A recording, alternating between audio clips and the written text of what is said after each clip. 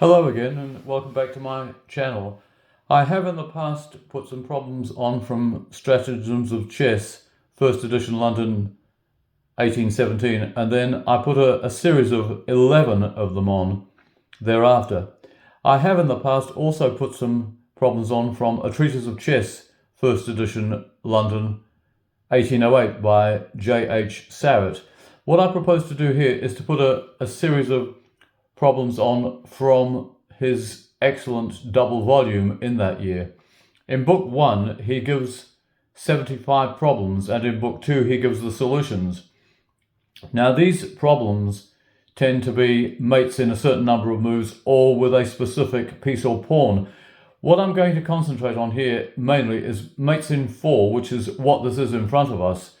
And in other instances, it could be a mate in 4 or mate in 5, where we are asked to deliver checkmate with a particular pawn. You'll notice in the latter that you can often checkmate on the move or within 2 moves. It's a very straightforward checkmate, but that's not the task. What Sarratt is wanting us to do is to stretch our minds here and see if during the course of actual play we were to come across positions like he's presenting, but not necessarily with an immediate mate or a mate in 2.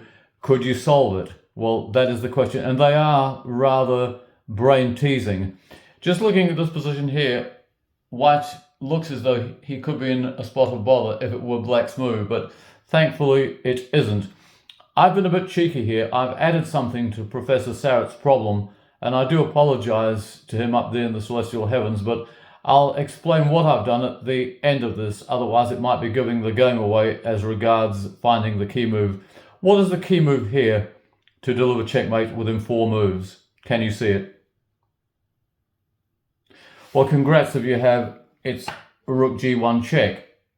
Now, clearly, if black should play into the corner, then white delivers mate in 2. So he eschews the corner and he goes for f8. What does white do now? Just tell me that. Just take a good look at that position and tell me what he does.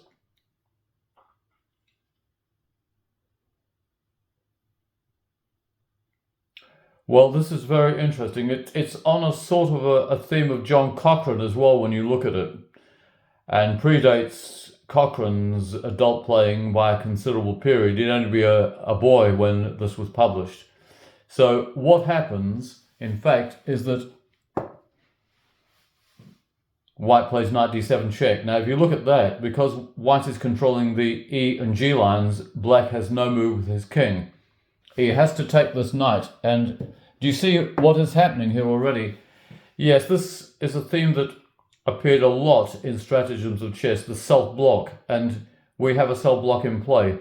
So how do we do a John Cochrane here? Just look at that. If you've looked at my previous problems to do with John Cochrane, you'll probably be able to figure this one out.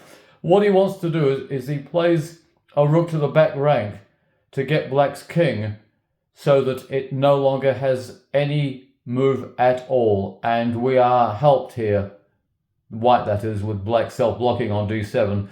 Congrats if you have found this. It's rook e8 check.